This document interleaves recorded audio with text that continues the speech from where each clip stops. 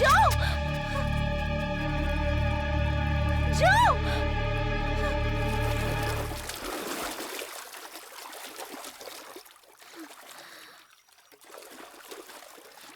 జో పైకి రా.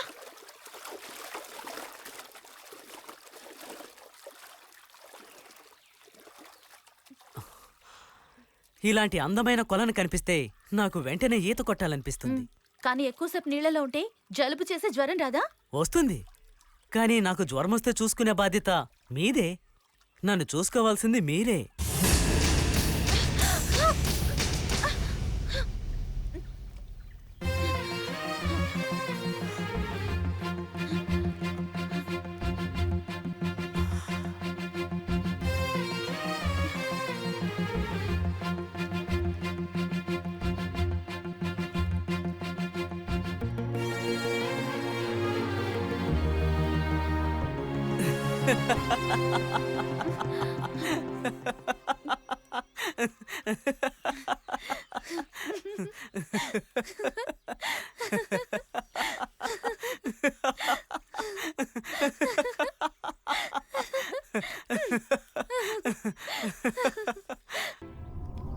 రాఘవయ్య గారు, నా నుంచేం ఆశించకండి. నా దగ్గర ఉన్న ముక్కలన్నీ అయిపోయాయి. ఏమిట్రా ఇది? సరే నువ్వే జోకర్ వచ్చిందిరా. వచ్చేసాడు. లేద్దాం లేదాలిగా. రే వచ్చి పట్టుకోండి రా. పట్టుకుందాం. మన పట్టుకోకపోతే అసలు మడిపోతాడు కదా. గెటప్ చూసి నేను పడిపోయాను. అలాగా ఏంటి రాఘవయ్య, ఏమీ తినలేదా ఏంటి? ఎవరు పెట్టారు? ఏంట్రా రాఘవయ్యకి ఏమి ఇవ్వలేదా? ఈడు తినేశాడు. బాబు గారు, మన ఆనంద్ మనల్ని వదిలిపెట్టి వెళ్ళిపోయాడు కదా. ఎవరు చెప్పారు రాఘవయ్య? ఆనందన్న చనిపోలేదు, ఆనందన్న బతికే ఉన్నాడు.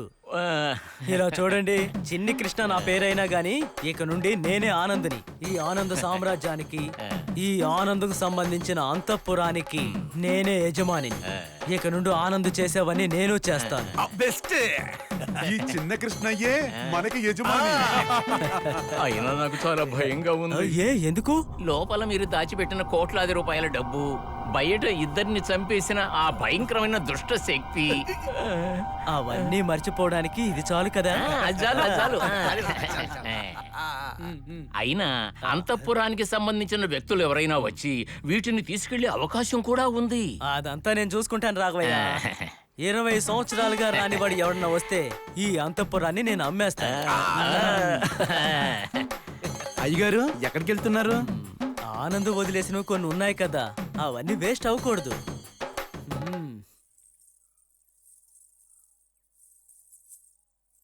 సుధా, నువ్వు పైకెళ్ళి పడుకో. ఏ, నేను ఇక్కడ పడుకుంటే ఏమైంది? ఇలా చూడు, ఇలా నట్టింట్లో పడుకోవడం మంచిది కాదు. ఎందుకు ఊరిని చూసి భయపెడుతున్నావు? ఆ చిన్ని కృష్ణయ్య గారు ఇప్పుడు వస్తారు. ఆయన చేతులు కాళ్ళు పట్టుకొనైనా సరే రాత్రికి భోజనానికి రెడీ చేస్తాను. మీ నాన్న అంతఃపురానికి కాపలాగా ఉండడం సరిపోతుంది. ఈ ఇంట్లో బొయ్యి ఎలగాలంటే నేనేగా కష్టపడాలి.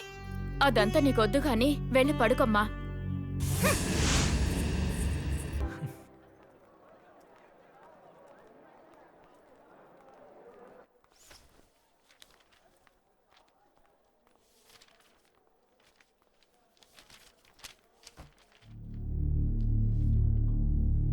ఏం టీచర్,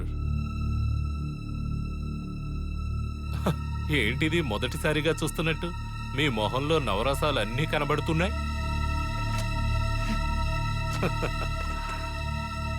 అవును, ఇదే మొదటిసారి మనం ఇలా కలవటం. సంతోషం. నమస్కారం టీచర్. ఇంకా మీరు చూడనటువంటి రూపాలు చాలా ఉన్నాయి, చూస్తారా? వద్దు. ఒక పాత సినిమాలో ఒక పాట ఉంది తెలుసా? ఆడదే ఆధారం మనిషికి, ఆడదే నాశనం. చావు కూడా ఆడదన వల్లే, కరెక్టే కదా? సరే మరి బయలుదేరినా? ఆగండి. ఇలా ఒంటరిగా చూసి కూడా మీరు అలా వెళ్ళిపోతే ఎలా? నవరసాల్ని చూడాలని కోరుకున్నారు కదా, నేను చూపిస్తాను. మీరుగా ఇష్టపడి చూపిస్తాను అంటే నేనెందుకు వద్దంటానా? నీలో అహంకారం దాగుంది. ఈ భూమండలాన్నంతా నువ్వే మోస్తున్నావు అని. ఒక స్త్రీ మనోధైర్యం ముందు నువ్వొక పురుగువి మాత్రమే. నాతో అమర్యాదగా మాట్లాడినందుకు నన్ను క్షమాపణ అడుగు. క్షమాపణ నేనా? జరగనే జరగదు. జరిగేలా చేస్తాను. మర్యాదగా నాకు క్షమాపణ చెప్పకపోతే మీరు ఈ క్షణమే కాలేజ్ నుంచి బయటకు వెళ్తారు.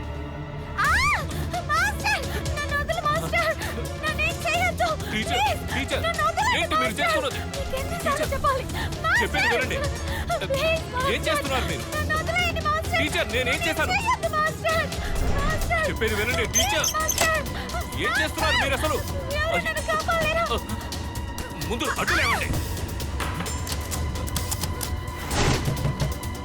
తలుపు తెరవండి. ఏమైంది? ఏం జరుగుతుంది? ఏమింట్రా అరుపులో? బయట ఎవరున్నారు? ఏం జరుగుతుంది? తలుపు తెరవండి. తలుపు తెరవరా?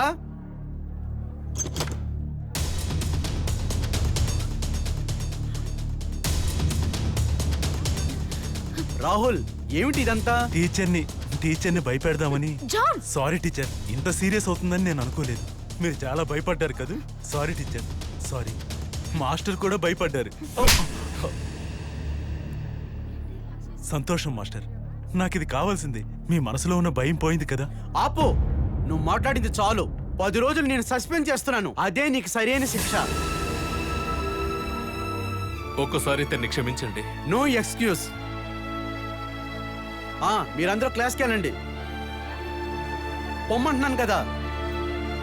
జాన్,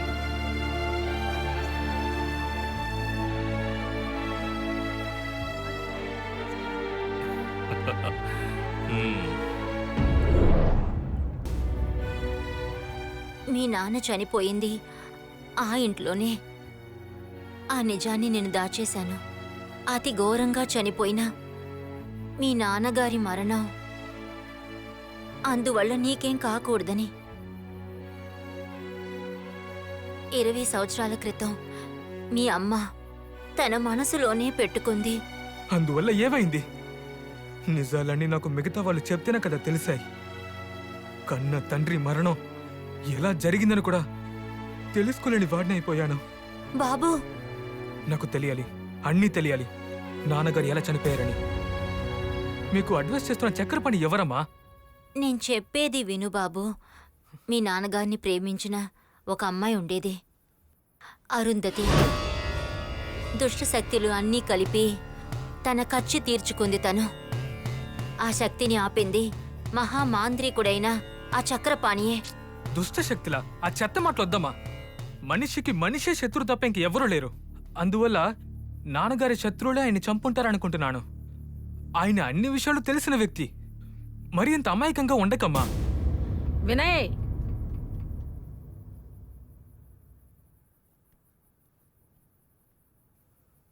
బామ్మ, నా చిన్న వయసులో మీరు ఎన్నో కథలు చెప్పారు. కానీ ఎప్పుడో ఒక్కసారైనా నాకు ఈ కథ చెప్పుండొచ్చు కదా. బాబు, అమ్మా, నువ్వు వెళ్ళి ఏదో ఒకటి చెప్పి సమాధానం చెయ్యమ్మా. కళల్లోనే వాళ్ళ నాన్నను చూస్తున్నాడు. అది చూసి చాలా బాధపడుతున్నాడు.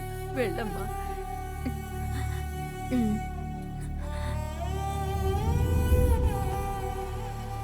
మీ నాన్న, నా భర్త అక్కడికి వెళ్ళొద్దని చెప్తున్నారు.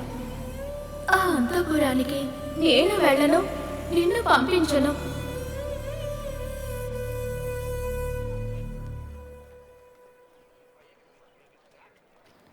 నీ ధ్యాస ఇక్కడ లేదనుకుంటా. అమ్మనంతా అడిగావా? అడిగాను. అంతపురం ఇల్లు నాదే అన్నారు. అది నాకు తెలుసు, నేనే చెప్పానుగా. అంతేకాదు, నా మనసులో లోతుగా పాతుకుపోయిన మొహం నీ మొహమే. అదెలాగో చెప్పనా? భానుచందర్ మావయ్య, అదే మీ నాన్న. మా నాన్నకి మంచి స్నేహితుడు. నా చిన్నప్పుడే నేను ఆయన్ని చూశాను. అదే మొహం నీది కూడా.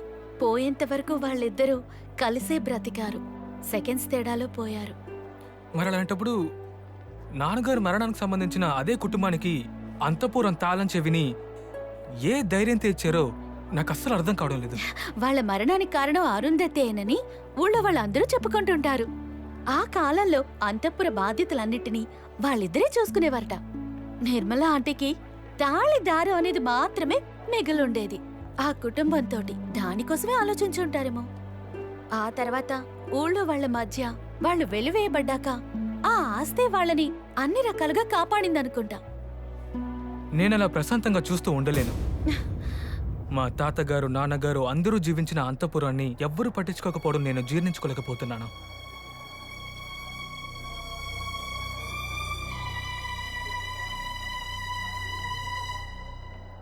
ఎన్ని కాలం మారినా ఈ లోకం లేకుండా పోయినా నేను నిన్న వదిలి ఎప్పుడు వెళ్ళనుగా. ఎన్ని కాలాలు మారినా మీరు వాడిపోకుండా నేను భద్రంగా చూసుకుంటాను. ఈ చేతులతో ఇలాగా ఇలాగా. ఒరేయ్, ఏంటి రారా పోరా అని పిలవచ్చు. నువ్వు అమ్మ అనుకుంటే చాలు. విషయం ఏంటో చెప్పండి. నువ్వు ఇప్పుడు చెప్పిన డైలాగు రోడ్లో వెళ్ళే ఏదైనా మంచి అమ్మాయి దగ్గర చెప్పావంటే ఇంట్లో పని చేసిన నడుం విరిగేది కాదు కదా. అమ్మాయి పువ్వు ఒకటి కాదమ్మా. వీటితో స్నేహం చేస్తే నవ్వుతూ తల ఆడిస్తూ ఉంటాయి. మరి అమ్మాయిలు మనం ఎంతలా ప్రేమిస్తూ ఉన్నా మన గుండెను కుంపటి చేస్తారు. ఈశ్వరమ్మా, జాన్ ఎక్కడా? ఓ తమరా, వాడెంతో బాగా చదివే కుర్రాడు. వాడిప్పుడు క్లాస్లో ఉంటాడు. నువ్వు కూడా ఉన్నావే ఏనుగులాగా తినడం, పడుకోవడం, దొల్లడం. ఏనుగు తొక్కి సంపినట్టు తొక్కేస్తా నిన్ను. వెళ్ళరా, పెద్ద మాట్లాడు. ముసలి జలకిచ్చిందే. ఛే, ఈ జాన్ ఇంత పొద్దున్నే లేచి ఎక్కడికి వెళ్ళుంటాడు?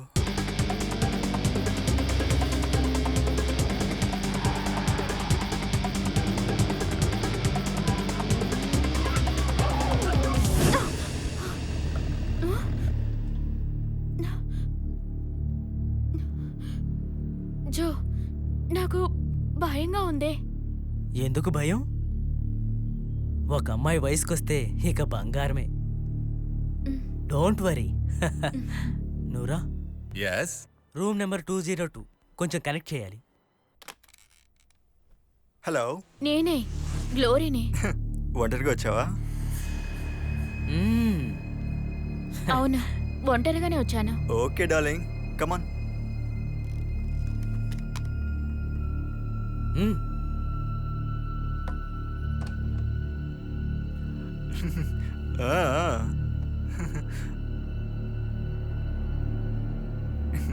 Beauty, very beauty.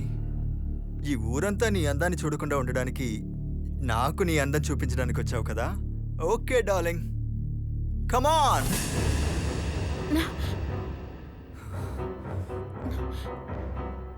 అంటే నువ్వు ఒంటరిగా రాలేదు కదా. నేను ఊహించాను వీడు కాకుండా ఆ రసాకొస్తాడని. అతనికి తన ప్రేమ చాలు మిత్రమా. ఇలాంటి వసలికి ఏమాత్రం నచ్చవు. వాడికి ప్రాణం అంటే భయం ఉండుంటుంది. నువ్వు చెప్పేది నిజమే. అతనికి నీకు సరిపోదు. నీకు నేనే సరైన పోటీ. నాకు ప్రాణం మీద భయం లేదు. ఎక్కడ ఐటమ్? ఆ బాత్రూమ్ సీక్రెట్. నువ్వు అమౌంట్ చెప్తుంటేనే అర్థమవుతుంది మ్యాటర్ని బాగా షూట్ చేసావని. నాకు సందేహం, ఇవ్వాల్సిన డబ్బు తిరిగి ఇవ్వలేకపోతే ఈ ఐటమ్ని సొంతం చేసుకోవాలనే కదా అనుకుంటున్నావు. రాబిన్, అదేంటో చూపించు. అమౌంట్ తర్వాత మాట్లాడుకుందాం. అదే కదా న్యాయం. వద్దు మావా, ఆడుకోకు. ఆడుకున్నావంటే నువ్వు చెప్పిన ఐటెం నా మొబైల్లోనే కాదు నెట్లో వైరల్ అవుతుంది. దానికి కావాల్సినవన్నీ నేను ఏర్పాటు చేస్తాను. మనిద్దరం కలిసి చూద్దాం. అది అదేం లేదు బాబు. నువ్వు నెట్లో పెట్టలేవు. దాన్ని చూసే అవకాశం కూడా నీకు లేదు. నువ్వు ట్రై చేసావే అనుకో, నీలో లబ్డబ్ లబ్డమ్ అని కొట్టుకుంటుందే నీ గుండె. దాన్ని నేను ఆపేస్తాను. ఇటు చూడు నాన్నా, అది నీ వల్ల అయితే ముందు ఆ పని చెయ్యి. వద్దు మిత్రమా, అనవసరంగా నాకు కోపం తెప్పించుకో. చూపించరా నీ ప్రతాపం. నువ్వు ఒక్క తండ్రికి పుట్టుంటే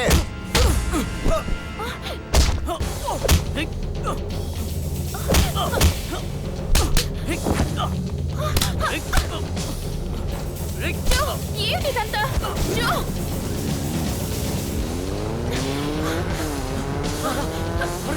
ఎక్కువ